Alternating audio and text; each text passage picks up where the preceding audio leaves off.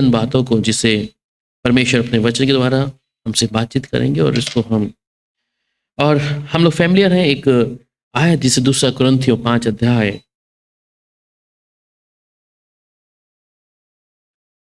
ये दूसरा कुरिन्थियों 5 अध्याय और उसकी चंद आयत को जब हम देखते हैं और इसे आपको मालूम क्या है इसके विषय में कोई भी जन पढ़े। The second Corinthian chapter 5 verse 17। इसलिए यदि कोई मसीह में है तो वह नई सृष्टि है, पुरानी बातें बीत गई है, देखो सब नई हो गई हैं। आमीन। सो हमेशा हम ये आयत को कई बार पढ़ते हैं कि सो यदि कोई मसीह में है तो ही वह नई सृष्टि है और पुरानी बातें बीत गई, देखो सब कुछ नया हो गया है। इसकी कुछ पहली इस आयत की इस कुछ चंद लाइनों को मैं लेता हूं कि यहां कहता है कि सो यदि कोई मसीह में है। अब मैं और आप अपने आप को जांचें, क्या मैं मसीह में हूं? और अगर मैं मसीह में हूं तो मैं एक सृष्टि हूं। अगर नई सृष्टि हो तो पुरानी बात कहता है बीत गई, देखो सब कुछ नया हो गया है। एक मनुष्य का मसीह में होना कितना जरूरी है। हम कई बार प्रण लेते हैं जब न्यू ईयर आता है या एक उस दिसंबर की रात के आखिरी दिन को हम लोग बहुत सारे प्रण लेते हैं। मुझे नहीं मालूम आप लोगों ने भी लिए या नहीं लिए, पर मेरे लिए इतना जरूरी है कि मैं परमेश्वर के साथ चलूं, मेरा जो संबंध परमेश्वर के साथ है मैं उसे मजबूत कर लूं। पर मजबूत कैसे करूंगा? अगर मैं मसीह में हूं तो। नई सृष्टि ऐसा नहीं, you are the new creation, पर हाउ मैं नई सृष्टि कैसे बन सकता हूं? मैं अगर नई सृष्टि हूं तो मेरा चाल चलन क्या है? मसीह के मुताबिक होना है। हम कई बार यहां बैठे हुए सब लोग बपतिस्मा लिया है एक दो को छोड़कर, पर यह कहता है कि जिसने मसीह की देह को पहना है, जिसने बपतिस्मा लिया उसने मसीह की देह को पहना है। तो मसीह की देह को पहनने के बाद अब मैं ये कहता हूं कि यदि मैं मसीह में हूं तो मसीह में एक मैं नई सृष्टि होऊंगा। मतलब कि मेरे स्वभाव में, मेरे जीवन में, मेरे कैरेक्टर में, मेरे चाल चरित्र में, मेरे बोलने में, हर चीजों में बदलाव होगा। अगर वही स्वभाव मेरे जीवन में मसीह को मैं लेता हूं, एक पहरावा मैंने यीशु का लिया है कि हाँ मैं यीशु में हूं, मसीह को पहना हुआ है, परंतु दूसरा मेरा जो चरित्र है वो दूसरा कैरेक्टर है। सो क्या मैं वाकई में मसीह में हूं? अगर मैं मसीह में हूं तो मेरे अंदर परमेश्वर का वचन और परमेश्वर की आज्ञा, हलीमता, या परमेश्वर जिस बारे में यीशु के जीवन को हम देखते हैं, तुलना करते हैं, क्या वैसा जीवन मैं और आप बिता रहे हैं? सिर्फ हम नए रेजुलेशन को लेकर, नई चीजों को लेकर नहीं चाहेंगे कि मैं जनवरी 1 को आया और प्रभु के सामने मैंने पश्चाताप माफी किया और मेरा दूसरा 2 तारीख या 3 तारीख क्या है, फिर से वैसी एक हफ्ते बाद हम वापस उस स्वभाव में आ रहे हैं।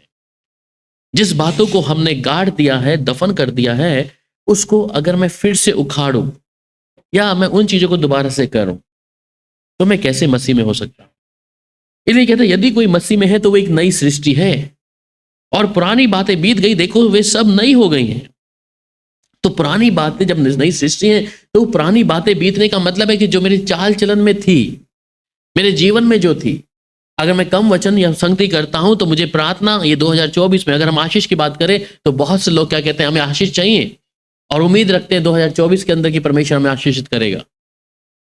पर ये 2024 में आशीष तब करेगा जब आप मसीह के मुताबिक होंगे, उसकी आत्मा के अनुसार चलेंगे, जब उसके वचन को या उन पुरानी बातों को छोड़कर लक्ष्य की ओर दौड़ेंगे। इसलिए कलाम कहता है कि तुम कितना मांगते हो परंतु तुम्हें मिलता नहीं है, क्योंकि वो स्वभाव में वो चीजें मैंने अभी तक छोड़ी नहीं है। और इसलिए कई बार लोग तुलना करते हैं कि परमेश्वर के घर में देर अंधेर नहीं, ये बाइबल का वचन नहीं है, ये एक सिर्फ दुनियावी बातें। परमेश्वर के यहाँ पे कोई देरी नहीं है, कोई अंधेर नहीं है, वो तो अति सहज से मिलने वाला परमेश्वर है और हमारे पुकारने से पहले हर चीजों को पूरा करता है। अगर 2023 में जो चीजें नहीं मिली, मैं वायदा करता हूं आपसे, अगर आप परमेश्वर के मुताबिक हो गए, वो साल पूरा प्रभु लेगा नहीं, उसको कुछ 2 दिनों में पूरा कर देगा आपके जीवन में। जिन बातों को आप छोड़ना चाहते हैं, जिस चीजों को आप परिवार में देखते हो ना कि ये परेशान, मेरे जीवन में ये है, मेरे परिवार में ये बातें हैं, मेरे आत्मिक जीवन में है, परमेश्वर उसमें एक क्षण भी नहीं लेगा जब आप परमेश्वर की मर्जी के मुताबिक हो जाएंगे। जब आप खुदा की आवाज को सुनकर कि हाँ प्रभु मैं सुन रहा हूं तेरी बात। बाइबल में सैमुअल को जब प्रभु बात किया, उसे समझ नहीं आ रहा कौन है, कौन मुझसे बात कर रहा है, लेकिन कहता है जा सो जा जाके। इस जवान में बोलता है शायद हो सकता है वो परमेश्वर हो, तो कहना कि प्रभु मैं यहां हूं। हम कई बार परमेश्वर की बातों को अनसुना करते हैं और कि नहीं क्या चाहते कि प्रभु की आवाज को सुने, प्रभु क्या बताना जा रहा है, क्या करने जा रहा है, हम लोग नहीं सुनना चाहते। पर परमेश्वर से उम्मीद है, परमेश्वर चाहता है, परमेश्वर से मांगते हैं कि प्रभु तू मुझे ब्लेस कर दे हर चीजों में। क्या मैं उस मसीह में हूं जो मुझे कहता है कि पुरानी बातें बीत गई हैं, देखो वे सब नहीं हो गए। तो पुरानी बातें जब तक नहीं जाएंगी तब तक कुछ नया नहीं होगा। इसलिए कल रात को सब लोग न्यू ईयर पार्टी सब लोग कर रहे हैं संसार के लोग में। जब तक वो पुराने को अलविदा कर रहे हैं तब तक नया नहीं आएगा। एक चीज का कभी कोई अंत नहीं होगा तब तक नई चीज दोबारा से नहीं आएगी। एक बुराई को आप अपने भीतर से निकालेंगे नहीं, अंदर से उस चीजों को जो परमेश्वर पसंद नहीं करता, जब तक वो नई चीज, नया मसा प्रभु नहीं देगा आपको। इसलिए अगर मैं नए साल में प्रवेश किया है तो इसका मतलब है कि मैं पिता की मर्जी के मुताबिक हो जाऊं, मैं उसकी आज्ञा मानूं। मेरा प्रार्थना का जीवन अगर शून्य था, मैं उसे आज बढ़ाऊं। मैं संगति में कमजोर हूं, प्रभु की संगति में आऊं। मैं बढ़ चढ़कर प्रभु के लिए हर चीजों में आऊं। और मैं सोचता हूं कि परमेश्वर ऐसी कोई भी वस्तु को, कोई भी चीज को आपसे छुपा के नहीं रखेगा। कल हम लोग पढ़ रहे थे बाइबल में, वह कलाम में साफ शब्दों में लिखा था कि परमेश्वर कहता है मैंने इस्राएलियों को जो मिस्र निकले थे उन्हें 40 साल तक घुमाया है। क्यों घुमाया है पता है? कि वे नम्र बन जाए और मैं उनके मन की बात जान सकूं कि वो मेरे हैं भी या नहीं। व्यवस्था में उन्होंने लिखता। तो शायद मैं और आप भी इतने सालों से कहीं प्रार्थना कर रहे हैं कहीं विषयों के लिए, परमेश्वर घुमा रहा है। क्यों घुमा रहा है? वो देखना चाह रहा है कि आप प्रभु के मुताबिक हैं भी या नहीं। पर जब एक निर्णय ले लेंगे, प्रभु मैं इस बात पर विश्वास करता हूं कि प्रभु मैं तेरे मुताबिक चलूंगा। इतने साल जब से हम पैदा हुए, 39 ईयर्स ओल्ड, आप लोग अलग अलग एज के होंगे, तब से प्रभु में है। और हर साल एक नए तरीके से हम लोग आते हैं प्रभु के सामने, नया जोश, नई चीजें। पर बाद में धीरे धीरे क्या होता है? ठंडा होता रहता है। हमने शायद सोचा होगा प्रभु मैं तेरे साथ प्रार्थना का जीवन मजबूत करूंगा, संगति का जीवन मजबूत करूंगा, पर थोड़ा थोड़ा धीरे धीरे करके क्या होगा? कट ऑफ होता जाएगा। कारण क्या है? कि मैंने परमेश्वर की बात की या मैंने उस पुरानी बात को अभी तक छोड़ा नहीं है। मेरा ध्यान बार बार उधर ही जा रहा है। मैंने तौबा और पश्चाताप नहीं किया है। मैंने परमेश्वर की बातों को हल्का जाना है। इसलिए मैं उस स्वभाव में वापस आ जाता। आप में से जितने लोग बैठे या मैं खुद बैठा हूं, हमें मालूम है हम कई बार अपने उस स्वभाव में आ जाते हैं, पुराने वाले में, चाहे वो क्रोध का हो या बुराई का हो या कुछ भी हो। पर अगर मैं नई सृष्टि हूं और मसीह में हूं तो मैं वो स्वभाव को वापस आने नहीं दूंगा। चाहे ईर्ष्या या क्रोध या जलन या कोई भी ऐसी बात मेरे मुख से निकले, कहता है मैं उस स्वभाव में वापस नहीं आऊंगा। अगर मैं नई सृष्टि हूं तो वो पुरानी बातों को मैंने दफन कर दिया, मैं उसे फिर से उखाड़ूंगा नहीं। इसलिए प्रभु कहते तुम मांगते हो तुम्हें मिलता नहीं है, इसलिए ये साल भी फिर ऐसे ही चला जाएगा जैसे 2023 चला गया। आपने बहुत प्रार्थना करी होंगी, कई चीजों के लिए योजनाएं बनाई होंगी, आप वहीं के वहीं हैं, हम वहीं के वहीं हैं कई चीजों में। पर अगर आत्मा पाया हुआ व्यक्ति है और उसने एक प्रण ले लिया है कि मैं प्रभु के साथ चलूंगा, प्रभु की हाजिरी में रहूंगा, तो ये नए साल में हर दिन में आपके जीवन में आशीषों को देख सकते हैं आप, हर दिन में। क्योंकि बाइबल में साफ लिखा है कि उसकी जो बरकतें, अनुग्रह, वो हर दिन नहीं है तड़के। उसने ये नहीं कहा कि रात को, तड़के, शाम को दूंगा या 2 दिन बाद छोड़ के दूंगा। हर दिन नया अनुग्रह है। और इस नए अनुग्रह का मतलब जानते हैं ना? ब्लेसिंग है, आशीष है। आप उस अनुग्रह को कैसे लेते हैं? हम उस अनुग्रह को अलग अलग तरीके से लेते हैं, ठीक है? या हमें उस अनुग्रह के बारे में मालूम ही नहीं है जो परमेश्वर हर तड़के देता है। हम उस अनुग्रह से वंचित हैं, कई बार मालूम होते भी, पर उसके वायदे तो सच्चे हैं। वो जिंदा जलाली खुदा है। वो जब कहता है कि नया अनुग्रह है, तो नया अनुग्रह मतलब उसमें आपकी धन संपत्ति, आपकी अच्छी हेल्थ या आपके परिवार में शांति, आपकी मर्जी के मुताबिक जो चीज मांगा प्रभु से, वो अनुग्रह के अंदर है सब कुछ। अनुग्रह आप किसको समझते हैं? क्या प्रभु को जान ये अनुग्रह है? वो अनुग्रह का जो परमेश्वर रखा है, क्यों प्रभु होता है हर दिन नया दूंगा? इस्राएलियों को परमेश्वर मन्ना हर दिन नया देता था, बोला रखना नहीं इसको, बासी हो जाएगा, कीड़े पड़ जाएंगे इसमें। और ये लोग, इस्राएली लोग क्या करते थे? शायद कल मिलेगा या नहीं मिलेगा, आज ही रख लो। तो हम भी जब बपतिस्मा लिया, अनुग्रह पा लिया, हमने सोचा ये अनुग्रह तो प्रभु ने तब का दिया हुआ है, वी आर ब्लेस्ड हुआ।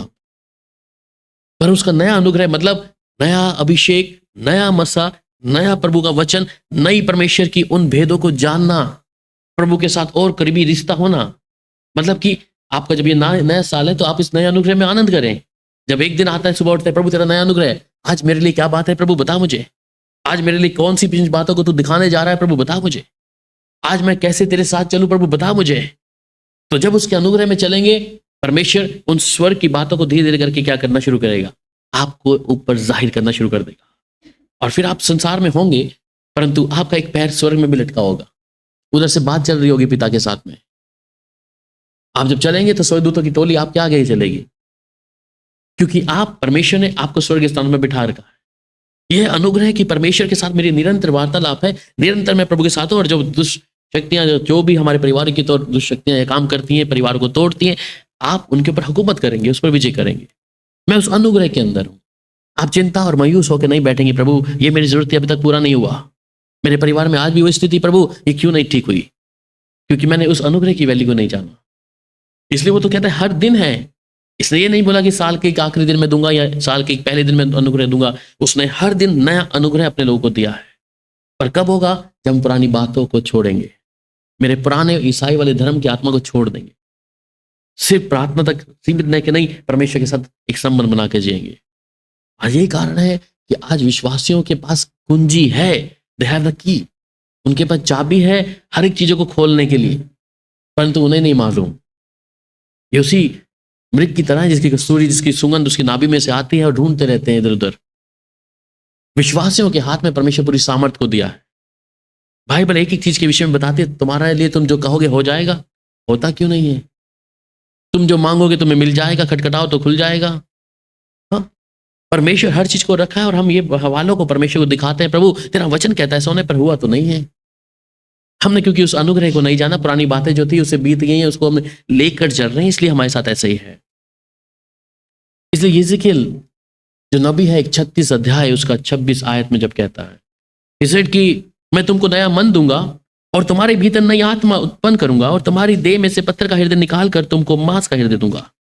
सो जब हम प्रभु के अनुग्रह को समझ लेते हैं तो परमेश्वर जो अब तक हमारे जीवन के द्वारा हम लोग कर रहे थे, यिजकियेल 36 वर्स 26, मैं तुमको एक नया मन दूंगा, तुम्हारे भीतर नई आत्मा को उत्पन्न करूंगा और तुम्हारी देह में से पत्थर का हृदय निकालकर तुमको मांस का हृदय दूंगा। इसका मतलब कि तुमको एक नया मन दूंगा। तो इसका मतलब जो पुरानी बातों को आपने दफन कर दिया, तो परमेश्वर जब नया मन देगा तो बहुत सारी चीजें बदलेंगी। देखिएगा, परमेश्वर का नया मन दिया हुआ व्यक्ति का जीवन कैसा होगा? बदला होगा। ये नया मन परमेश्वर दे रहा है मुझे और आपको। ये वो मन नहीं जिस मन के द्वारा ईर्ष्या, क्रोध या जलस, व्यभिचार या कोई ऐसी बातें मेरे जीवन के द्वारा आई। ये वो मन नहीं है, क्योंकि उस मन को तो आपने क्या कर दिया है? दफन कर दिया है। जब आपने ये निर्णय लिया कि प्रभु मैं तेरी आत्मा के अनुसार चलना चाहता हूं, प्रभु जी ये 2024 में प्रभु तेरी उपस्थिति को और महसूस करना चाहता हूं, प्रभु मैं चलूं फिरूं तो तेरे हाथ को थाम के चलूं, प्रभु जी। और जब मैं प्रार्थना में घुटने टेकूं तो प्रभु तू मेरे बीच में मौजूद हो, प्रभु जी। जिस कामों पे मैं हाथ लगाऊं प्रभु आशीषित हो जाए, प्रभु जिन लोगों के लिए बोलूं प्रभु वैसा उनके लिए शुद्ध हो जाए, प्रभु जी। ये अनुग्रह के अंदर जब परमेश्वर नया मन देगा, तब जब आप उन चीजों से फिर कर प्रभु की ओर आएंगे और कहते हैं मैं तुम्हारे भीतर एक नई आत्मा दूंगा। जिस आत्मा के द्वारा हम गुनाह करते हैं, पाप करते हैं, वो वाली आत्मा नहीं, परमेश्वर का आत्मा जो तुम्हारी देह में से पत्थर का हृदय निकाल कर तुमको मांस का हृदय दूंगा। इसका मतलब वचन जितनी बार मिल रहा है हमको, परंतु मन कठोर है, आप उस वचन को स्वीकार नहीं कर पा रहे हैं। और ये दुष्ट की सबसे बड़ी चाल है विश्वासियों को गिराने के लिए। वचन मिलता है, संगति करने के लिए बोलते हैं, परंतु नहीं है मन में, हम अपनी ही इच्छा में है। देखिए, प्यासे को कुएं के पास आना पड़ेगा। प्यासे को आना पड़ेगा कि वो अपनी प्यास को बुझाए, प्रभु की हजूरी में आना पड़ेगा, प्रभु के साथ में समय बिताना पड़ेगा। अगर आप उम्मीद रखते हैं कि आपके मुताबिक प्रभु करे, तब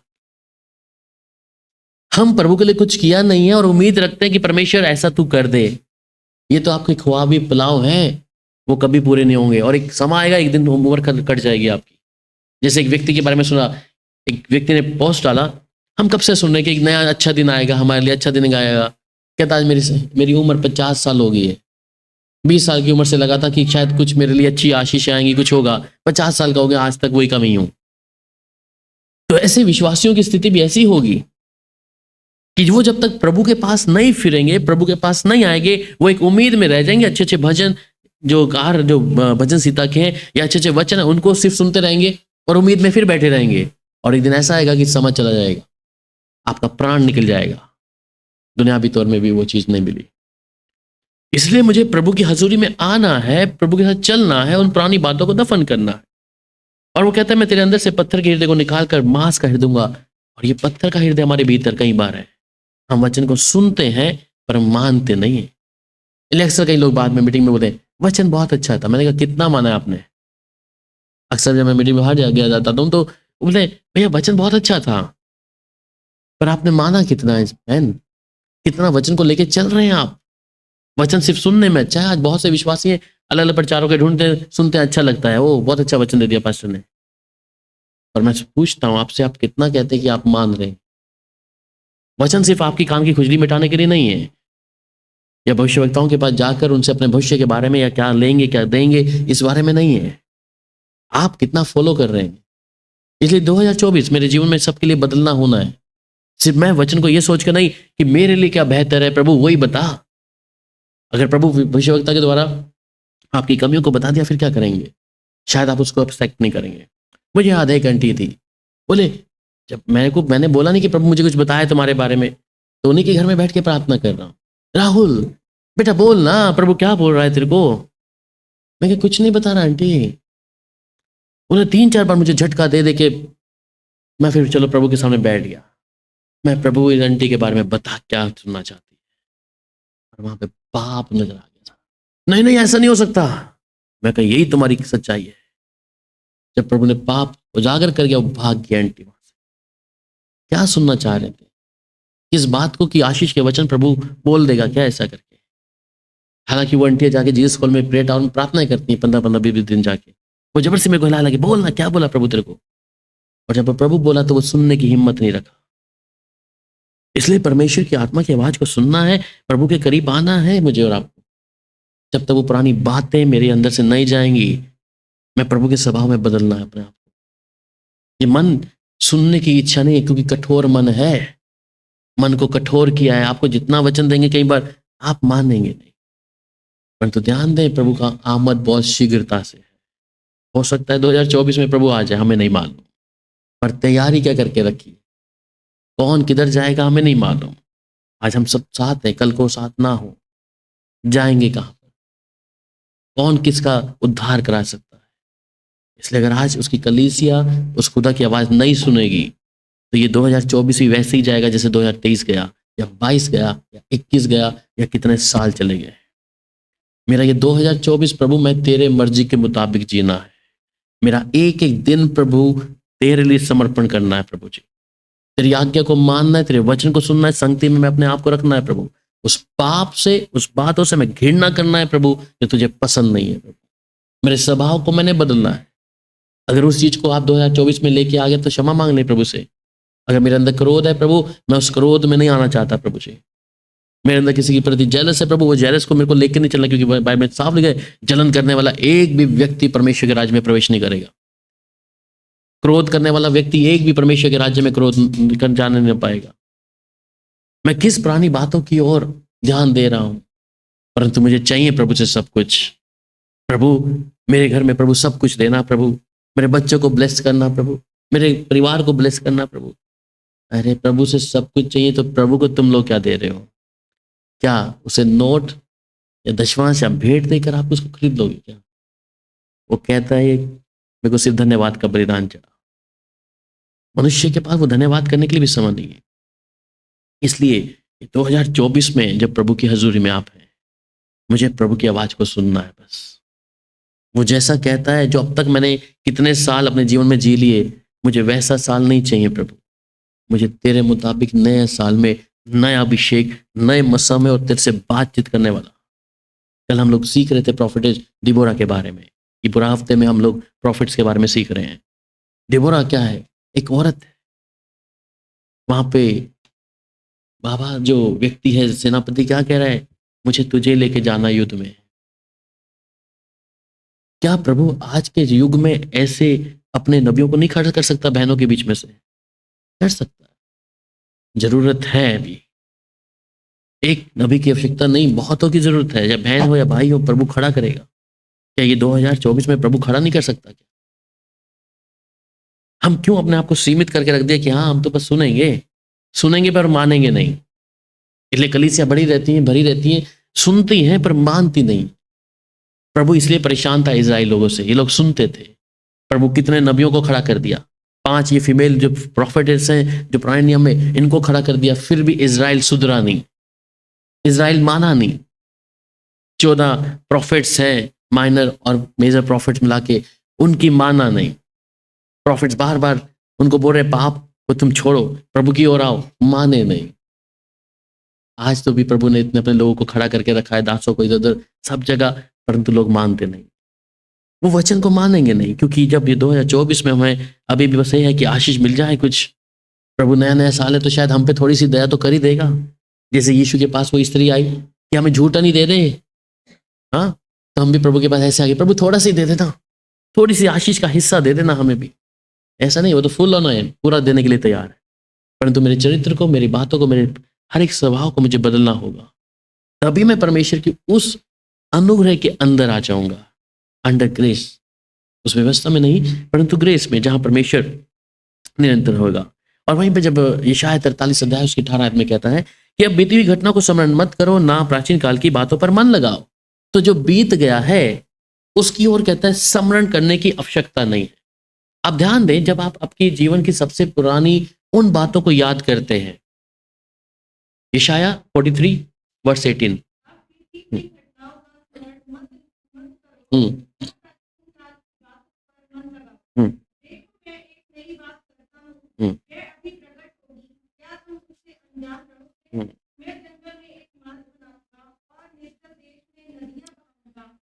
बस ठीक है, थैंक यू सर। सो कहते हैं आप बीती हुई घटना को स्मरण मत करो, ना प्राचीन काल की बातों पे मन लगाओ। तो जो बीत गई घटनाएं हैं, कई बार हम उन बातों को सोच सोच कर क्या कर रहे हैं, क्या कर रहे हैं, अपने जीवन में उन बातों को सोचकर हम अपने आत्मिक तौर पर कई जगह पे गिर जाते हैं।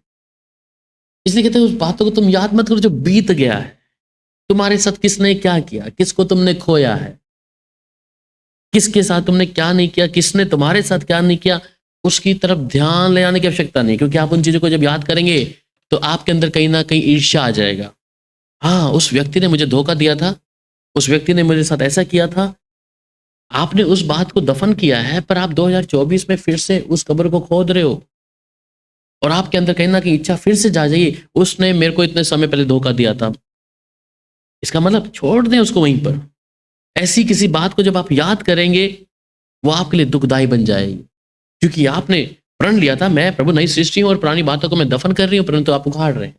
तो कलाम कहता है कि उसकी ओर तुम प्राचीन काल की बातों पर मन ना लगाओ। फिर आवश्यकता नहीं है, जो हो गया है उसे छोड़ दे, परंतु मैं लक्ष्य की ओर दौड़ता चला जाऊं, मैं सीधा चलता रहूं प्रभु की हजूरी में, क्योंकि मुझे किसी व्यक्ति से कुछ नहीं लेना, मुझे बस प्रभु से लेना है। लोग मेरे विषय में क्या कहते हैं उसके विषय में मेरे को प्रभु से चाहिए। और जब आप प्रभु के साथ चलेंगे, ये 2024 में परमेश्वर की कई बातों को आप आत्मिक तौर से अपने जीवन में होते हुए देखेंगे, बलवंत होंगे आप। अगर कोई चीज आपको नहीं भी मिली उसके लिए धन्यवाद हो, संतुष्ट होंगे, प्रभु धन्यवाद, तू तो है ना मेरे पास, मेरी जरूरत पूरी नहीं हो रही, कोई बात नहीं, मेरा परमेश्वर तो मेरे पास में है, क्योंकि वो आशीषों का परमेश्वर है, वो अनुग्रह देने वाला परमेश्वर है। तो एक ना एक दिन जो अनुग्रह मेरे ऊपर होगा, परमेश्वर उस पर दया कर देगा, पर कंडीशन है, मुझे उसके वचन के मुताबिक होना है, मुझे उसकी आज्ञा को मानना है, उसके वचन की ओर मैंने कान लगाना है, उसकी आवाज को सुनना है, उसे सुनकर ये नहीं नजरअंदाज कर दिया खुदा की आवाज को मैं नहीं सुनता। और फिर संडे जैसा बस सही संडे है, हाजिरी हमने लगानी है और कुछ नहीं। हम कलीसिया में इसलिए आते हैं कि परमेश्वर की आवाज को हम सुन सकें। इसलिए आज पहले दिन में भी हम इसलिए आए कि प्रभु हमारे जीवन के बारे में आने वाले साल में क्या योजना बनाया है, और योजना यही है कि परमेश्वर की आवाज को सुनेंगे तो प्रभु आपकी सुनेगा। अगर आप उसकी ओर से कान फेर लेंगे, प्रभु आपकी ओर कान नहीं फेरेगा। ये सवाल ध्यान रख ले इस बात को। अगर आप प्रभु की ओर कान लगाएंगे, वो आपकी कान के उत्तर देगा, परंतु आप कान के लगाए बिना ही प्रभु से मांगते रहेंगे तो वो नहीं सुनेगा। इसलिए मेरे को उसकी सुननी पड़ेगी कि वो कर सके मेरे जीवन में। जब तक आप किसी व्यक्ति की सुनेंगे नहीं, आप जान नहीं पाएंगे उसके बारे में। जब तक आप किसी व्यक्ति से उसकी बातों को सुनकर आप वैसा रिएक्ट नहीं कर पाएंगे। तो सबसे पहले मुझे उस खुदा की आवाज को क्या है, सुनना है, और उसको सुनने के साथ साथ परमेश्वर की आवाज के साथ में उसके विश्वास योग्य जीवन को व्यतीत करना है। वहीं पर यिर्मयाह 29 बहुत फैमिलियर है आप इस शब्द से भी। यिर्मयाह 29 वर्स 11, यिर्मयाह की किताब 29 अध्याय उसकी 11 आयत। क्योंकि वो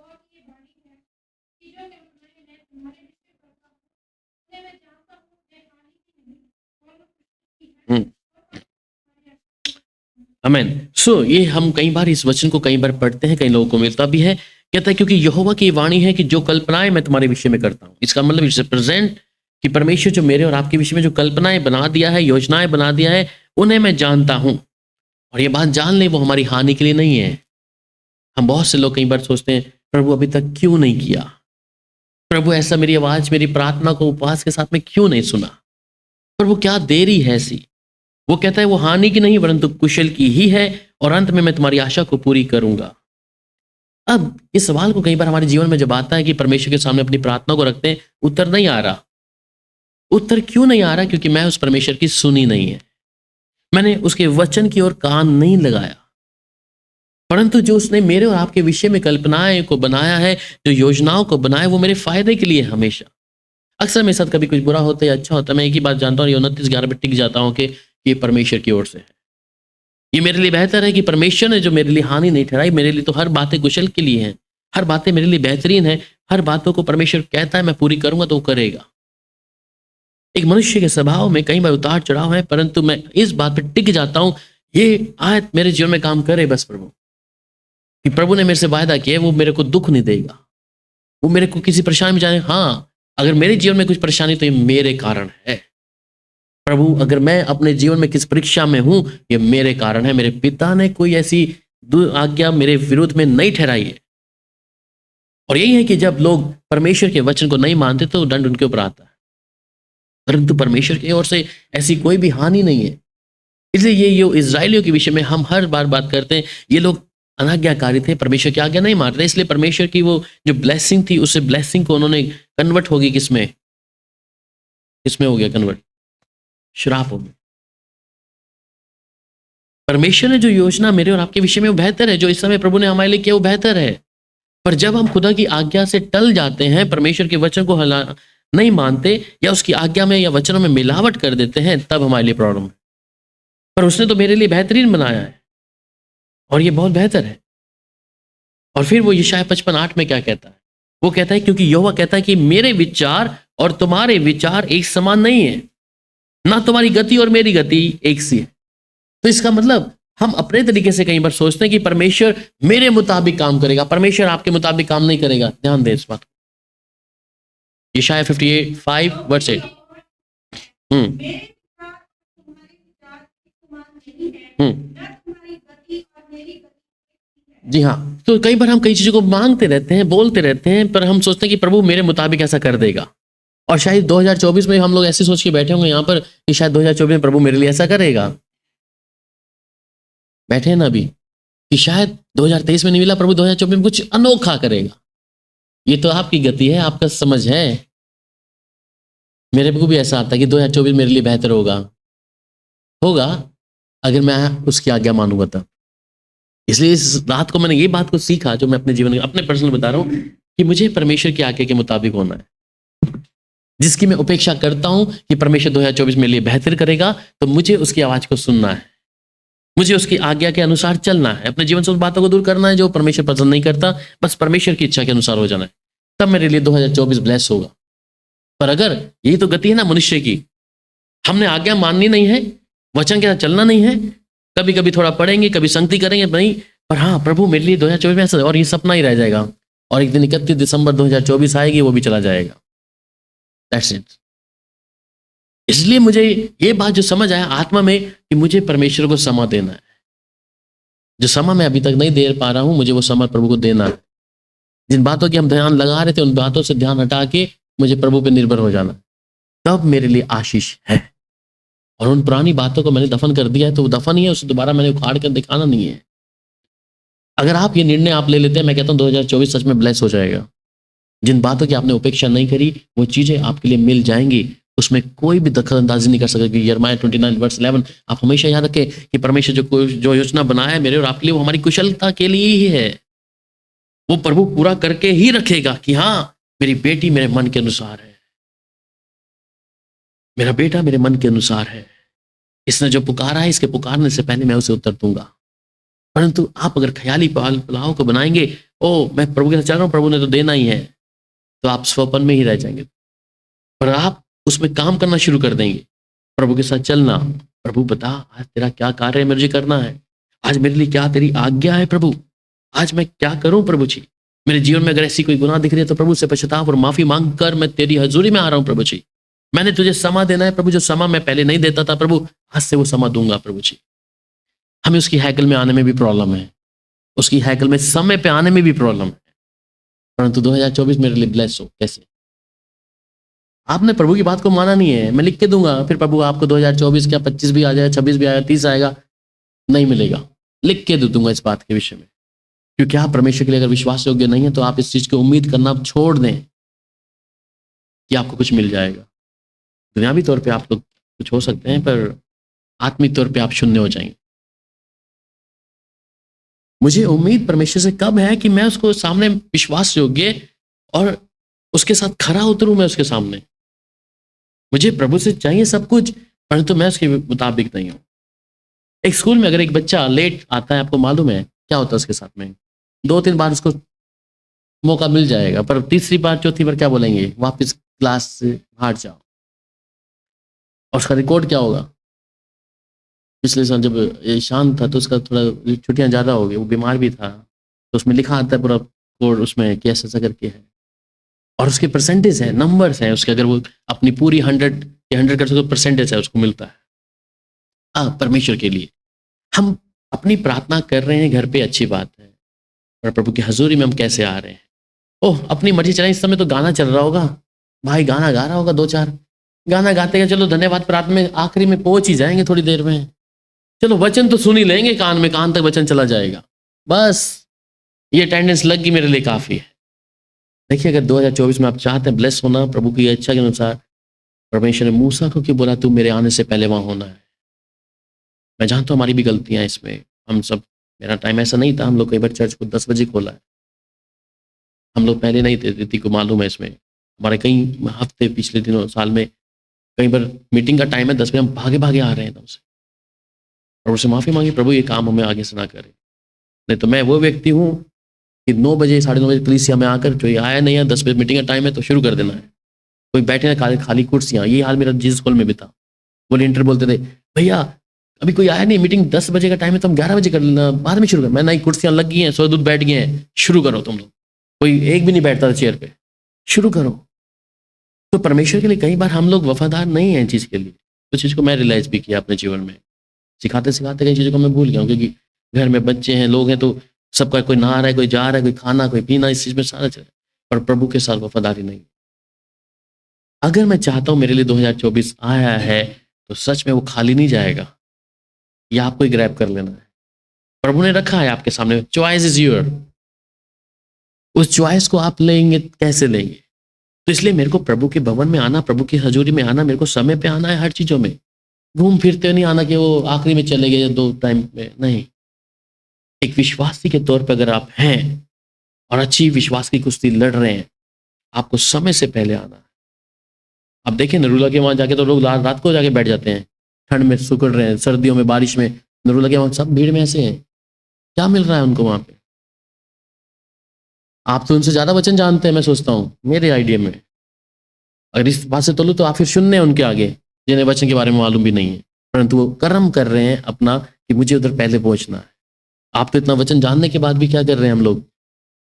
इतना वचन जानने के बावजूद भी हमारी हालत उनकी जैसी है, कलीसिया में समय पे ना आना, आना नहीं, या कुछ भी है। वो आपसे बेहतर है, मैं सोचता हूँ। कर्म तो कर रहे हैं ना इस चीज का। आप तो जानते हुए भी क्या कर रहे हैं हम लोग? कोई नहीं, चले जाएंगे बाद में। 10 अभी 11 बजे का टाइम है, तो पहले 10 बजे का टाइम तो 11:30 आते थे, अभी 11 है तो 11:30 है, 11:45 आएंगे। मुझे लगता है मेरे को 9 बजे कर देना चाहिए कि आप टाइम पे आ जाएं, और फिर वचन तब से देना शुरू करना पड़ेगा। प्रभु से मुझे कुछ चाहिए क्या? देखिए, आपको शायद हल्की लग रही होंगी, आप हंस रहे हैं, परंतु परमेश्वर एक एक चीज नोट कर रहा है।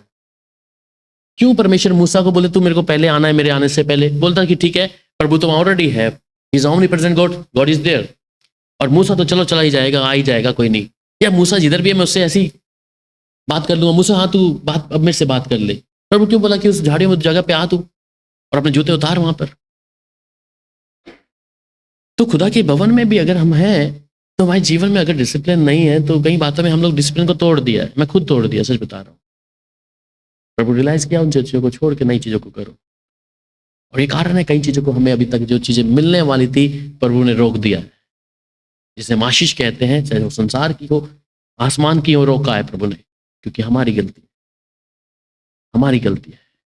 प्रभु क्षमा बताएगा। इसलिए कल रात को जब वचन पढ़ते वही ध्यान में आ रहा, क्यों प्रभु ने 40 दिन को 40 साल कर दिया, क्यों मिस्र से निकलने वाले इजरायलियों को परमेश्वर लेके घुमाता रहा, घुमाता रहा 40 साल तक, क्यों? जांचने के लिए, देखो इनको मन को, ये मेरे मुताबिक है क्या नहीं। अगर आप जिन परिस्थितियों से छुटकारा नहीं पा रहे ना, परमेश्वर घुमा रहा है आपको और मेरे को, सच बता रहा हूँ। प्रभु ने तो वायदा कितने पहले भविष्यवक्ताओं के द्वारा आपको कहा होगा, या किसी लोगों के द्वारा आपको पता, तुम आशीष हो, तुमको सब कुछ मिला है। प्रभु क्यों घुमा रहा है फिर अब मेरे को? चीज आपकी है, उसे प्रभु किसी को नहीं देगा, ध्यान दे इस बात के लिए। जो प्रभु ने कहा है आपको देने के लिए वो देगा, पर जब आपको प्रभु जरूर जांचेगा कि ये सच में मुझसे मोहब्बत करती या करता है क्या। फिल्म देखने जाने हो तो सच में मैं कहता हूँ 3 बजे का शो है तो आप पहले पहुंचेंगे टिकट लेने के लिए। ऐसा ही है ना कि थोड़ी सी फिल्म क्या है, मिस ना हो जाए। मेरे 350 रुपए लगे हैं, 350 में कहीं आधी टिकट की फिल्म ना देख के आऊं मैं, सच बता रहा हूं। और शायद अगर छूट गई तो आपको दोबारा टिकट लेके देखने की भी मन कर जाएगा कि पहले का सीन क्या था उसमें, देख तो लूं। वो थोड़ा क्लाइमेक्स वाली बातें तो छूट गई हैं, अब दोबारा देख लेंगे चलो। पर प्रभु की हैकल में आना, उसकी वर्शिप, आराधना करना, उसकी संगति, क्यों बाइबल लिखा है कि उसकी आराधना में छुटकारा होता है। आप आराधना नहीं कर रहे, वर्शिप नहीं कर रहे, धन्यवाद नहीं कर रहे, सिर्फ वचन सुन लिया तो काफी है। वो पूरा जो डायग्राम जो कलीसिया का है जरूरी है प्रभु की हजूरी में। और फिर मैं उम्मीद रखता हूं प्रभु मेरे लिए वैसा करे। इसलिए उसने कहा कि मनुष्य क्या सोचता है, मेरी गति और मनुष्य की गति में जमीन आसमान का फर्क है। हमारी गति और परमेश्वर की गति में सचमुच जमीन आसमान का फर्क है। हम परमेश्वर को सिर्फ अपने मुताबिक ना तोलें, हम अपने मुताबिक परमेश्वर को ना देखें कि चलो परमेश्वर जैसा बोलता है वैसे ही हम भी वैसे ही हैं। हम अपने जीवन को क्या है, सुधारना है, और उद्धार पाने के लिए जरूरी है। परमेश्वर आपके लिए रखा है, उसमें कोई डाउट नहीं, क्योंकि जो कल्पना योजना उसने बनाई है वो आपकी बेहतरीन के लिए, नुकसान के लिए नहीं है। पर हम जब आज्ञा नहीं मानते तब परमेश्वर टाइम को बढ़ाएगा कि आप सुधर जाओ। आपके मनों को प्रभु जांचेगा कि हाँ ये कुछ लालच के लिए मेरे पास आए लेने के लिए, या सच में मुझसे मोहब्बत करते हैं। तो इसलिए परमेश्वर की जब हजूरी में हम होते हैं तो परमेश्वर ने जो योजनाओं को मेरे और आपके विषय में बनाया है वो हमारे फायदे के लिए है। और जब हम ऐसा करते हैं तब तो प्रभु हम पर अपनी दया को, करुणा को करता है। पढ़ेगा मेरे साथ नीति वचन उसका 3 अध्याय और उसकी 5 और 6 आयत।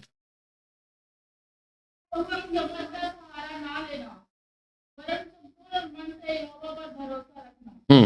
कि तो स्मरण करके सब काम करना। ठीक है, तब वे तेरे लिए सीधा मार्ग निकालेंगे। आमीन। सो कहते तू अपनी समझ का सहारा नहीं लेना। अगर तू सोचता है कि मैं बुद्धिमान हूं और प्रभु से अपना काम करवा दूंगा, प्रभु से अपनी मनवा लूंगा, तो अपनी समझ का सहारा मत लेना कि चलो प्रभु से कुछ मांगना था, 1 हफ्ते के उपवास में मैं चला जाता हूं, प्रभु मेरे उपवास को देखकर, मुझे उपवासी जानकर मेरे ऊपर दया कर ही देगा, मेरे घर के बंधनों को तोड़ देगा, मेरे घर में अपनी दया को कर देगा। नहीं, इससे अच्छा भूखे रहने का, प्रभु आपके भूखे रहने ना रहने से कोई फर्क नहीं पड़ता। इसलिए तो अपनी समझ का सहारा ना लेना, वरन संपूर्ण मन से यहोवा पे भरोसा रखना। अगर तू संपूर्ण मन से भरोसा रख रहा है परमेश्वर के ऊपर, तो वो तेरे मनोरथों को भी पूरा कर देगा। अगर तू मन से ये सोच रहा है कि मैं उपवास करके अपने आप को ऐसा करके रखूंगा तो प्रभु सुन लेगा, तो कहता है ऐसा कभी नहीं होगा। क्योंकि कहता है उसी को स्मरण करके सब काम करना, तब तेरे लिए सीधा मार्ग वो निकालेगा। आप अपने जीवन में प्रभु को सबसे पहले रख दें, मैं कहता हूं आपके लिए सारे काम खुल जाएंगे। जब आप प्रभु के लिए, चाहे आपका नौकरी है या अपने घर के परिवार की चीजें, आप उन चीजों में प्रभु को रख दें कि प्रभु मैं ये चीजें तेरे हाथ में दे रहा हूं। जब आप नियंत्रण प्रभु को देंगे नहीं और आप सोचते हैं कि मेरी बुद्धि, मेरा ज्ञान, मेरी समझ के द्वारा मैं सब कुछ कर सकता हूं, तो आप उसके सामने मूर्ख हैं। आप जितनी मर्जी योजनाओं को बनाएंगे वो आप मूर्खता ही कहलाई जाएगी। तो इसलिए तू जब भी कोई काम करे तो कहता है उसमें शायद मेरे को बुद्धि नहीं भी होगी, ज्ञान नहीं भी होगा। जब आप प्रभु को रख देंगे, अक्सर मेरी भी आदत थी कि मैं कई बार एग्जाम में डबल बार क्वेश्चन को लिखा, कोई ऋतिक लिखा था ऐसा करके, बोला कि मैं डबल लिखा है ना, कौन लिखा था, कि एक शीट में डबल डबल आंसर लिख के दे दिया तो वो पास हो गया। किसने लिखा? तुमने लिखा था, निक्षा ने, पता नहीं कौन था। वैसे मैंने भी एक बार किया, मैंने भी एक ही क्वेश्चन के आंसर को 3 बार लिख दिया और मेरी हालत बड़ी खस्ता थी उसमें, मैथ में। और मैं कभी, मेरे पापा का स्कूल में जिसमें प्रिंसिपल मेरे पापा खुद थे, मैं 10th तक वहां तक पढ़ा क्योंकि 10th तक था। और जब मैं +1 +2 में आया तो मेरे पापा का दोस्त का स्कूल था, वो प्रिंसिपल वहां पे था। और मैं सिर्फ +1 में गया, +1 के बाद कभी जाता था कभी नहीं। +2 में जब मैं गया तो मैं सिर्फ एग्जाम देने गया मेरे बोर्ड के। और मेरे पापा का दोस्त जो प्रिंसिपल, मुझे पता है तो जिंदा है भी, आ गया। और मेरे को मालूम था कि मुझे कुछ भी नहीं मालूम था एग्जाम देने, क्योंकि जो मेरी किताबें थी वो बेच के तो मैंने फिल्में देख ली थी। मेरी गाइड्स +2 की मैंने बेच बेच के फिल्में देख ली, मेरी साइकिल भी चोरी हो गई। और जब +2 के जब एग्जाम का टाइम आया, किसी को पता नहीं था, तो मैं क्या लिखूंगा क्या। पर प्रभु जानता था कि मुझे उस +2 के बाद कहाँ जाना है, क्या करना है। और मैंने आंसर की डबल डबल करना शुरू कर दिए। कईयों में तो सिर्फ क्वेश्चन को 2 बार 3 बार लिख लिख लिख आया। आप बिलीव नहीं करो, मेरे 78% आ गए पूरे। मैं यार प्रभु, ये प्रभु का अनुग्रह है। मेरे को मैथ बिल्कुल नहीं आता, हाँ, पर वो सारे ऐसे कैसे करके मैं 78% आने। मेरे पापा बोला, ये तू नहीं कर रहे हैं और किसी और नहीं कर रहे हैं। मैं, प्रभु का अनुग्रह है शायद, क्योंकि मुझे प्रभु का कलाम सीखने के लिए देहरादून जाना था उस समय पे। कहने का मतलब, अगर हम सीधे मन के हैं, हम अपनी तरीके से चलने की कोशिश करते हैं, परंतु अगर हम गलती से हमारे से कुछ हो रहा है तो प्रभु उसमें आपकी मदद करेगा। मुझे याद है कि एक बार मैं दिल्ली चला गया, गाड़ी का एक भी पेपर नहीं, ड्राइविंग लाइसेंस नहीं, कुछ नहीं। मैं गाड़ी उठा के सीधा दिल्ली में एयरपोर्ट तक घूम फिर के भी आ गया। जिस व्यक्ति को छोड़ना एयरपोर्ट आ गया, कोई पुलिस वाला मुझे नहीं पकड़ा, क्योंकि वो मेरे को याद नहीं था कि मेरे पास पेपर है भी या नहीं। मैं कहूँ मेरे पास गाड़ी के पेपर ही नहीं है, इतनी पुलिस वाले खड़े थे वहां, किसी ने मुझे पूछा नहीं, एयरपोर्ट के अंदर नहीं पूछा उन्होंने, पेपर दिखाओ, क्योंकि मुझे मालूम नहीं था, वो मेरे से गलती से हो गया, इसलिए प्रभु ने मेरी मदद करी। कुछ बातें जब आपके जीवन के द्वारा बाय मिस्टेक हो जाते हैं, जिसके बारे में आपको प्रभु आपकी मदद कर देगा उस चीजों से निकलने के लिए। पर कुछ चीजों को आप जानबूझकर करेंगे तो पक्का फंस जाएंगे, पक्का फंस जाएंगे। इसलिए हम अपनी समझ का सहारा ना लें कि मैं कितना बुद्धिमान हूं, कैसे मैं लोगों को उल्लू बना सकता हूं, नहीं। मैं कैसे प्रभु को भी चकमा दे सकता हूं, नहीं। ये कह रहा है, अगर तू उसी को स्मरण करके सब काम करेगा तब वह तेरे लिए सीधा मार्ग निकाल देगा। इसलिए 2024 में अगर हम चाहते हैं कि परमेश्वर मेरे लिए सब कुछ करे, मैं उसको पहला स्थान दे दूं हर चीज में। मैं उस प्रभु को पहला स्थान दूं कि मेरा परमेश्वर उत्तम है, सर्वोत्तम है, मैं शून्य नहीं अच्छा हूं। फिर आप ये नहीं करेंगे मेरे को वो टेस्ट देना है, वो चीजें करनी है, आपको परमेश्वर विजय उसमें दिला देगा। जब आपकी कलम लिखेंगे ना, आप तो जिस नौकरी की इच्छा रखते हैं, परमेश्वर उस नौकरी को आपके हाथ में ऐसी दे देगा। मेरे पास बैंक की नौकरी जब आई, मैं कहता हूँ मेरा बैकग्राउंड कोई मैथ का नहीं था, आर्ट्स का था, और साथ में बाइबल की जो MD जो थी, मेरा सिलेक्शन हो गया उस बैंक में। और आने के बाद में मेरे को जो जेडम पूछता है, क्या प्रभु ये काम कर लोगे आप? मैं कहा हाँ कर लेंगे, हाथा कुछ भी नहीं है। और प्रभु ने ऐसा गिफ्ट दिया, मैं जिस चीज़ों को हाथ लगाता हूँ प्रभु उसमें सिखा देता है, चाहे छोटी चीज़ हो या बड़ी चीज़ हो। प्रभु कभी भी मुझे नाकामी नहीं दिया, चाहे वो गाड़ी चलाने से कोई भी चीज़ है, घर के काम, हर कोई चीज़ों में। और प्रभु उसी बैंक में रह के मुझे रीजनल मैनेजर बना दिया उस जगह पे, जहाँ मैं एग्जीक्यूटिव पे आया। मेरी स्टडी वो नहीं थी, बिब्लिकल थियोलॉजी की स्टडी था, पर प्रभु उधर रख कैसे कर दिया। इस चीज को अगर हम समझें कि अगर हम प्रभु को उस स्थान पे रख देंगे, आप तो सोचेंगे मुझे ये टेस्ट देना है, मुझे प्रभु ये करना, ये करना, आप पढ़े, अच्छी बात है, पर उसमें प्रभु को पहला स्थान दे दें हर चीज में, आपको प्रभु कैसे पार कर देगा पता नहीं लगेगा। इसलिए तो कहते हैं उसने निर्बुद्धियों को चुन लिया है। जो लोग मन के सीधे हैं, परमेश्वर उनके साथ में है। उन्हें मालूम है कि मेरे ये सीधे लोग हैं, इनके साथ परमेश्वर अपनी उपस्थिति को बनाएगा। और अगर हम ये बात सोचते हैं कि मैं प्रभु को सिर्फ धोखा देने के लिए या प्रभु के साथ अपनी मर्जी से चलाऊंगा, ये थोड़ा देर प्रभु की हजूरी में बैठ गया, अटेंडेंस लगा के मेरे लिए काफी है, इसलिए लोग छुटकारा नहीं पाते। इसलिए वो जिस स्वर्ग की आशीषों की बात करते हैं वो उन्हें नहीं मिलती है। अगली आयत में आते हैं, प्रकाशित वाक्य 21 अध्याय उसकी 5 आयत में।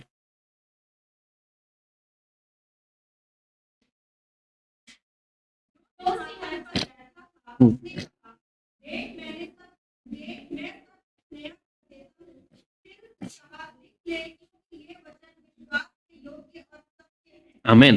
सो कहते जो सिंहासन पे बैठा था और उसने कहा, देख मैं सब कुछ नया कर देता हूं। इसलिए हमारी स्थिति को भी इस समय जो हम देख रहे थे पुराने 2023 में, और जब प्रभु के सामने हैं, वो कहते हैं देख मैं सब कुछ नया कर देता हूं। जो चीजें थी वो बीत गई हैं, वो चाहे अंधेरा था, अंधकार था, वो सब कुछ बीत गया है। कहते हैं मैं सब कुछ नया करता हूं। फिर उसने कहा लिख ले, क्योंकि ये वचन जो विश्वास के योग्य और सत्य है। ये वचन, जिस वचन को आप पढ़ते हैं, ये विश्वास के योग्य है। विश्वास से पढ़ेंगे, विश्वास से काम होगा। ये कलाम में क्या कहा है साफ तौर पे कहते हैं जिन चीजों को तुम धरती पे बांधोगे वो आसमान में, अरे मैंने बोला बंध जाएंगी, तो वो कहते खुल जाएंगी। आप बांधेंगे तो खुलेगा नहीं। आप जिन चीजों को धरती पे बांधेंगे तो आसमान में बंध जाएंगी, और जिन चीजों को खोलेंगे खुल जाएंगे। तो आप क्या खोलेंगे और क्या बांधेंगे, किन चीजों को आप करेंगे। तो इसका मतलब ये वचन जिसको मैं पढ़ता हूं, ये कोई मनुष्य की किताब लिखी हुई नहीं है, ये जीवन है। इसलिए मेरे वायदे जो परमेश्वर करता है, मेरी किताब पूरी लाल हुई है, पूरी लाल, अंदर कहीं ना कहीं इसको आप कुछ ना कुछ मिल जाएगा। प्रभु क्या बोला, इसकी हाथ दिखने में भी अच्छी नहीं है, पर ये मुझे मालूम है परमेश्वर किस तरीके से बात करता है। इसलिए वचन जो है कहता है क्या है, सत्य है और ये विश्वास है। लोग जाने ना जाने, आपके खुद के परिवार लोग जाने ना जाने, परंतु जब मेरा समय आया, जब मेरे घर वाले मुझे बोले अरे ये तो बाबा बन गए, वो भी बोलने लग गए ये प्रार्थना तो अभी मत क्या कर। यहाँ तक कि जिस चर्च में पास्टर के पास जाता उसका लड़का भी पास्टर है, मुझे बोलता राहुल भाई आप इतनी प्रार्थना मत किया करो, जरूरत नहीं है इतनी प्रार्थना की। मैं कही कैसा पादरी का लड़का होकर मुझे ऐसे बोल रहा है। चलो पादरी का लड़का, मेरा मम्मी पापा ऐसा बोल रहा है मेरे को कि इस वचन से मेरे को दूर लेने की कोशिश कर, और मैंने इस वचन को छोड़ा नहीं। मेरे जीवन में उतार चढ़ाव थे, मेरे जीवन में कई सारी नीचे ऊपर डाउन था, मैंने इसे छोड़ा नहीं। चाहे मैं खुद पाप में गिरा, पर छोड़ा नहीं। कांपता हुआ, डरते हुए, फिर भी कांप पकड़ लेता था कहीं नहीं। बैठा अगर मैं किसी पब में हूँ या डिस्को बार में, और शाम को जब घर आना है, उतरने के बाद में फिर पकड़ लेनी नहीं। ये तो मेरा जीवन यही है, छोड़ना नहीं है। इसलिए उसने मुझे नहीं छोड़ा, मैंने इसे नहीं छोड़ा, उसने मुझे नहीं छोड़ा, क्योंकि उस गंदगी से प्रभु ने मुझे निकालना था। जब हम कोई गुनाह करते हैं तो हम सोचते हैं कि मैं सिद्ध नहीं हूं, हम कहीं पर परमेश्वर से दूर चले जाते हैं कि मैं को परमेश्वर कैसे एक्सेप्ट करेगा, परमेश्वर मुझे कैसे स्वीकार करेगा। कई बार अक्सर अधिकतर लोगों के अंदर यही दिक्कत है कि वो लोग सोचते हैं कि परमेश्वर हमें कैसे स्वीकार करे, हम तो पाप में हैं। पर अगर आपके अंदर, जब तक आपका आत्मा अंदर से आपको अगुवाई कर रहा है नहीं ये गुनाह है और तू प्रभु के साथ थम जा, तो इसका मतलब प्रभु अब तक काम कर रहा है आपके अंदर। जब आपके अंदर ये बात चलेगी नहीं मुझे प्रभु का वचन नहीं पढ़ना, मेरा असल जिंदगी यही है, बस ये गुनाह ही मेरा जीवन है, तो फिर तो पवित्र आत्मा उठ गया आपके ऊपर से। पर जब पवित्र आत्मा आपको रियलाइज करा रहा है कि हाँ मेरी बेटी तूने ये गलत किया, तो इसके लिए पश्चाताप कर ले, और आप उस समय उसकी आवाज को, जो धीमी आवाज है, उसको सुन लेते हैं। हाँ पिता, मैं इस बात को मानती हूँ, मैंने तेरे विरुद्ध किया है। इसलिए वो जो एक बेटा है ना, जो कौन सा वाला इंग्लिश में कहते हैं, नहीं नहीं नहीं नहीं, वो जो अपने बाप को धोखा लेकर चला गया, हाँ जी, उड़ाऊ पुत्र का, हाँ सही, उड़ाऊ का पुत्र का लड़का क्या कह रहा है उधर, ये चला गया अपना सारा हक लेके, हिस्सा लेके, और क्या कह रहा है, क्या मेरे को मेरा बाप स्वीकार करेगा? मैं तो अपने बाप से अपना हिस्सा भी लेके आ गया हूँ, मेरा जमीन का हिस्सा सारा सब लेके आऊँ, क्या मेरा बाप मुझे स्वीकार करेगा? अगर मेरा बाप मुझे स्वीकार नहीं भी करेगा तो मैं क्या करूंगा? नौकर बच जाऊंगा अपने बाप के घर पे। और बाप क्या कर रहा है? वो देख रहा है मेरा बेटा आ रहा है उधर से। शायद इसका मतलब वो नहीं कि उसको किसी ने बताया कि तेरा बेटा आ रहा है, वो उस दरवाजे पे आस लगा के बैठा था कभी ना कभी, क्योंकि उसने पूछा नहीं कि तू अपना हक लेके जा रहा है। दूसरा बेटा तो बोल रहा क्यों दे रहा है, पर ये कह रहा है कोई नहीं, जाने दे उसको लेके। पर ये बाप हमेशा उस दहलीज पे बैठा, वो देखता होगा कि मेरा बेटा कभी ना कभी आ जाएगा। आज परमेश्वर भी जब हम गुनाह करते हैं, पाप करते हैं, परमेश्वर के विरुद्ध जाते हैं, वो शायद इसी आस में बैठा है कि मेरी बेटी कभी ना कभी तो बदल जाएगी, या उसका बेटा कभी ना कभी बदल जाएगा। मैं सोचता हूँ कि मैं सबसे बड़ा पापी हूँ, सोचता क्या हूँ, जिस बात को मैंने अपने जीवन में देखा है। पर जब मैं उसकी करुणा को देखता हूँ कि इस प्रभु ने मेरी गंदगियों के साथ में मुझे स्वीकार कर लिया है, उस परमेश्वर ने मेरे पाप को, जो लाल रंग से भी ज्यादा गंदे, और मैं उसके प्रभु ने मुझे स्वीकार किया, क्योंकि मेरा बाप, मेरा स्वर्ग का परमेश्वर अपनी बाहें खोलकर इस इंतजार में बैठा है। इसलिए आज बहुत से जब नए लोग हम प्रभु में हैं और नए साल के अंदर प्रवेश कर रहे हैं, तो हम इस बात को जाने कि उसका वचन ही सत्य है और योग्य है, और वही परमेश्वर विश्वास के योग्य है। वही हमें धूलि से उठाकर शिरोमणि बना सकता है। ये हमारे ऊपर निर्भर है। परमेश्वर ने हमें फ्री विल दिया है, परमेश्वर ने सारी सामर्थ हमारे हाथों में दिया, फिर भी मनुष्य नहीं समझ रहा। बस 8 में कहता ना कि परमेश्वर ने मनुष्य को अपने से थोड़ा ही कम बनाया है। आपके हाथों में परमेश्वर सब कुछ दिया हुआ है, हमें सब कुछ हमारे अधिकार में करके रखा है प्रभु ने। पर फिर भी हम कहते हैं हमें आशीष मिल जाए प्रभु, ये 2024 ऐसा हो जाएगा जब आप प्रभु के मुताबिक हो जाएंगे। आप जिस जुबान से कहेंगे ऐसा होगा। जिन परिस्थितियों को जितने सालों में हमने देखा नहीं है, उन चीजों को अगर 2024 में हम बोलेंगे प्रभु करेगा, पर मुझे उसकी आवाज को सुनना है। मैंने अपने कान को प्रभु की ओर लेके जाना है, मैं उसको समय देना है, वो मेरे लिए उत्तम मार्ग अवश्य खोलेगा। उसने बेहतरीन चीज हमारे बच्चों के लिए, हमारे परिवार के लिए, हमारे कलीसिया में, हर सबके लिए बढ़िया चीज रखी है प्रभु ने, और बेहतरीन है। पर मुझे उसकी आवाज को सुनना पड़ेगा, और जितने लोग उसकी आवाज को सुनेंगे छुटकारा भी उसी समय होगा प्रभु की दया से। अगली आयत को पढ़ते हैं जो इफिसियों 4 अध्याय उसकी 22, 23 और 24 में लिखता है। द बुक ऑफ इफिशियंस, इफिसियों की किताब 4 अध्याय उसकी 22 और 24 आयत।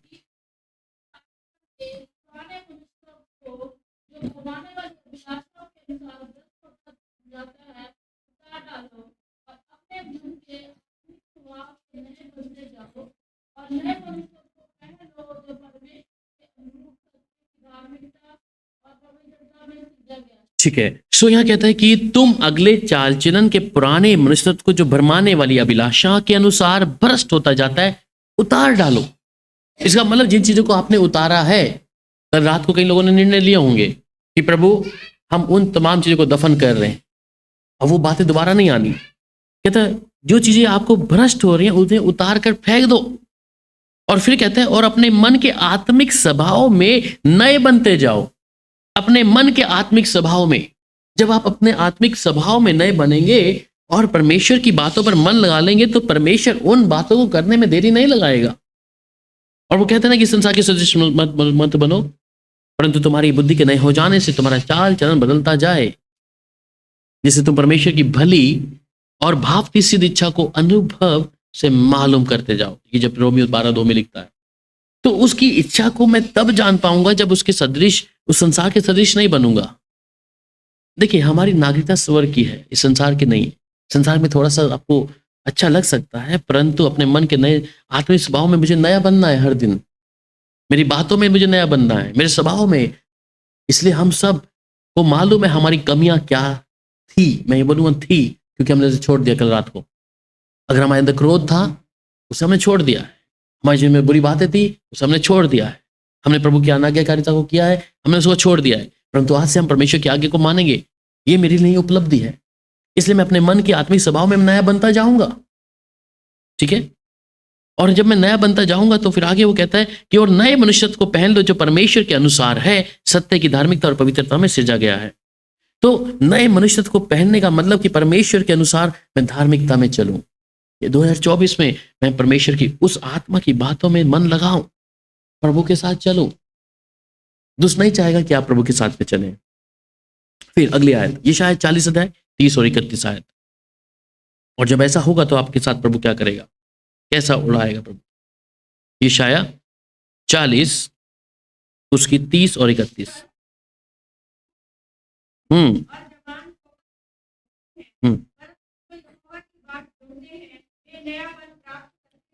जी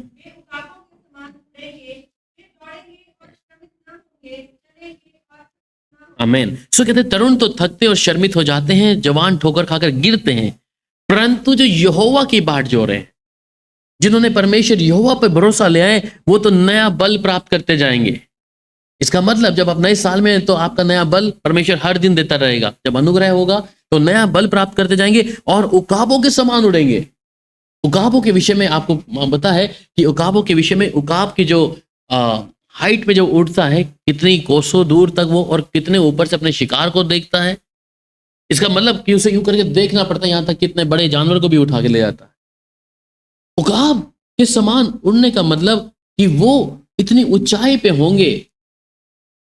जो लोग आपको कई बार तिरस्कार कर दिया होगा, इनका कुछ नहीं हुआ, ये तो प्रभु में आने के बाद भी वैसे ही लोग हैं, अभी तो इनका कुछ नहीं हुआ, प्रॉब्लम में है, परेशानियों में घिरे रहते हैं लोग। तो प्रभु कह रहा है जो यहोवा की बाट जोते हैं, आपके परिवार के लोग हो सकते हैं, आपके अपने लोग हो सकते हैं।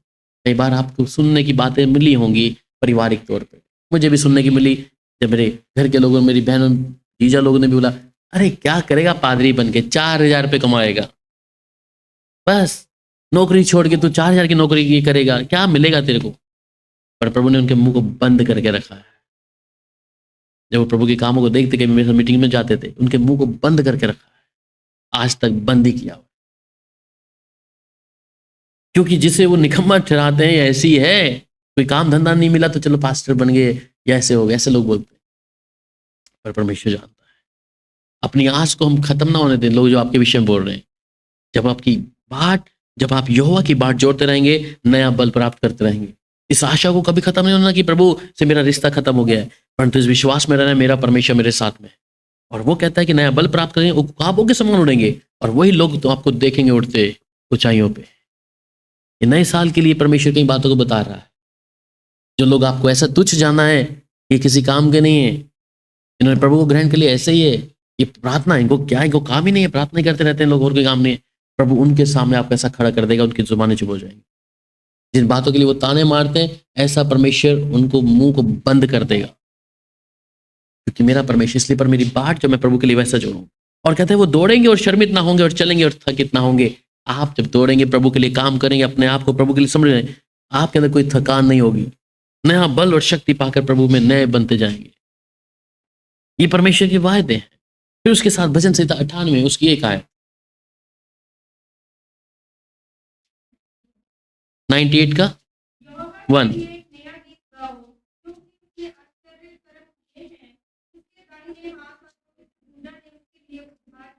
आमीन। सो कहता है यहोवा के लिए नया गीत गाओ। तो हम प्रभु के लिए नया गीत गा सकते हैं कि प्रभु ने मेरे जीवन में क्या किया, क्योंकि उसने आश्चर्य काम किए हैं। उसके दाहिने हाथ और पवित्र भुजा ने उसके लिए उद्धार किया। मैं आनंद के साथ प्रभु की हजूरी में उसका धन्यवाद करूं हर स्थितियों में। उसके आश्चर्य कर्मों को हम लोग जानते हैं, यहाँ बैठे हैं सब लोग, शायद हम कई बार बोलते नहीं है, परंतु परमेश्वर ने किया है। हमने उसके कामों को शुरुआत से लेकर अंत तक देखा है। इसलिए कहते हैं उसके आश्चर्य कर्म जो उसने किए हैं, उसके दाहिने हाथ पवित्र भुजा उसके लिए उद्धार किया है। तो उसके उद्धार का जो कारण प्रभु ने हमारे जीवन में किया है, उसके हम धन्यवाद कर सकते हैं। फिर रोमियो की पत्री 8 अध्याय की 18 आयत, book of Romans chapter 8 verse 18। क्योंकि मैं समझता हूँ कि इस समय के दुख और क्लेश उस महिमा के सामने जो हम पर प्रकट होने वाली है कुछ भी नहीं है। आमीन। सो क्योंकि मैं समझता हूँ कि इस समय के दुख और कलेश उस महिमा के सामने जो हम पर प्रकट होने वाली है कुछ भी नहीं है। तो जो भी आप तक घटा आपके जीवनों में 2023 से पहले, वो कुछ भी नहीं है, परंतु जो महिमा प्रभु आपको देगा, जिस बातों को प्रभु हमारे जीवन में आशीषित करेगा, उसके लिए वो कोई भी काम नामुमकिन नहीं है परमेश्वर के लिए। वो उन बरकतों को खुदा अपने लोगों पर देगा जब हम परमेश्वर की आज्ञा के उल्लंघन नहीं करेंगे, परंतु परमेश्वर की आज्ञा को मानते हुए उसके साथ चलेंगे। वो हर एक उस महिमा, चाहे हमने दुख कलेशों को देखा होगा, कई लोगों के जीवन में है, पर आज से रोना बंद कर दें। जो बीत गया है या जो स्थिति आपके जीवन के लिए, चिंता करने की आवश्यकता नहीं है। ये ना सोचे कि पहला दिन है तो हम लोग उत्साहित हैं। ये उत्साहित मुझे हर दिन होना है, क्योंकि मेरा परमेश्वर का वादा, इसलिए उसने कहा कि उसका वचन सत्य और विश्वास योग्य है। इसलिए कहता है कि धन्य जो तुम अभी रोते हो, बाद में तुम हंसाए जाओगे। इसलिए हम रो लिए 2023 में उन चीज़ों के लिए, परेशानियों के लिए, चिंताओं के लिए, और ये 2024 मेरे लिए रोना नहीं होगा। कि मैं इस प्रभु का धन्यवाद करूंगा, क्योंकि उसने मेरे आंसुओं को पोंछ डाला। वहाँ बाइबल में लिखा है प्रकाशित वाक्य में कि तुम्हारी आंखों के सब आंसुओं को पोंछ डालेगा। इसलिए उसने आंसुओं के आंसू को पोंछा है हमारे। उसके वायदे हैं परमेश्वर के जो हमारे लिए उसने करे। अभी रोए, पर अब प्रभु कहता तू धन्य है, तेरा दुख आनंद में बदल जाएगा। ये उम्मीद मैं और आप रखते हैं कि 2024 जब मैं खुदा की ओर कान लगाऊंगा, परमेश्वर अवश्य मेरे लिए सब कुछ नया करेगा। उसके बाद एक आखिरी आयत हम लोग पढ़ेंगे, व्यवस्था विवरण 7 अध्याय और उसकी 13 आयत। और वह जो तुझसे प्रेम रखेंगे और तुझे आशीष देंगे और गिनती में बढ़ाएगा, और जो देश उसने तेरे पूर्वजों से शपथ खाकर तुझे देने को कहा है, उसमें वह तेरी संतान और अन्य दाखमधु के तेल आदि भूमि की उपज पर आशीष दिया करेगा, और तेरी गाय बैल और भेड़ बकरियों की वृद्धि करेगा। आमीन। सो कहते हैं और वह तुझसे प्रेम रखेगा और तुझे आशीष देगा और गिनती में बढ़ाएगा। ठीक है, ये आशीषित वर्ड है जो परमेश्वर की ओर से है। वो तुझे प्रेम रखेगा, इसका मतलब पहले आपके साथ प्रेम नहीं रखा क्योंकि आपने आज्ञा पालन नहीं किया, क्रोध आता रहा प्रभु का। पर इस समय प्रभु क्या कह रहा है, मैं तुझसे प्रेम रखेगा और तुझे आशीष देगा। और आशीष सिर्फ किस चीज को कहेंगे आप, संसारिक। इधर देखिए सब लोग सुन रहे हैं तो, आशीष सिर्फ उन चीजों को नहीं जिनके लिए हम संसारिक चीजों के लिए बात कर रहे हैं। आशीष मतलब आपके लिए आत्मिक आशीष हो सकती है, स्वर्ग की आशीष होती है, या संसारिक चीजों के बारे में। हम आशीष को कई बार पैसे की तुलना करके तोलते हैं, वो नहीं। परमेश्वर आशीषों में बहुत सारी चीजों को रखा है। तो कहता है वो क्या करेगा, आप तुझसे प्रेम रखेगा। हो सकता है कि हमारी आज्ञा ना मानने के कारण परमेश्वर का क्रोध हम पर बरसा है, हम दुख में रहे हैं, परेशानियों में रहे हैं। परंतु अब जब हम परमेश्वर की आज्ञा मानना शुरू कर दिया है तो वो हमसे प्रेम रखेगा और कहता है वो तुझे आशीष देगा और गिनती में बढ़ाएगा। और जो देश तेरे पूर्वजों से शपथ खाकर तुझे देने को कहा है, उसमें वह तेरी संतान पर और अन्न और नए दाख मधु और टटके के तेल आदि भूमि की उपज पर आशीष दिया करेगा और तेरी गाय बैल और भेड़ बकरियों की बढ़ती करेगा। तो ये तमाम चीजें परमेश्वर अपने विश्वास योग्य लोगों के लिए करता है। आपकी हर एक चीजों पर, आपके काम पर, बिजनेस में, नौकरी में, आपके आत्मिक जीवन पर, हर एक चीजों पे प्रभु की आशीष होगी जब मैं अपने कानों को परमेश्वर की ओर लगाऊंगा। मैं उसकी आज्ञा को मानूंगा, पिता मैं तैयार हूं जो तू कहता है, पिता मैं तैयार हूं जिस बात को तू मेरे लिए रखा है प्रभु जी। और अवश्य ये 2024 में जब हम प्रभु की ओर अपने कानों को लगाएंगे, स्वर्ग का परमेश्वर अवश्य उन आशीष को, जिस बारे में हम व्यवस्था 28 में पढ़ते हैं, पूरे बाइबल में कई आशीष के बारे में, वो एक एक आशीष को अपने लोगों पर जाहिर कर देगा। और वो दुख का समय जो था वो आनंद में परमेश्वर बदल देगा। बस मेरा एक काम है कि मैं उसकी आवाज को सुनूं। ये कंडीशन है, हम आशीष को लेना चाहते हैं पर मैं उसकी आवाज को सुनूं और जैसा वो कहता है वैसे उसके मन के अनुसार मैं जीवन को व्यतीत करूं। आइए प्रार्थना करते हैं, फिर परमेश्वर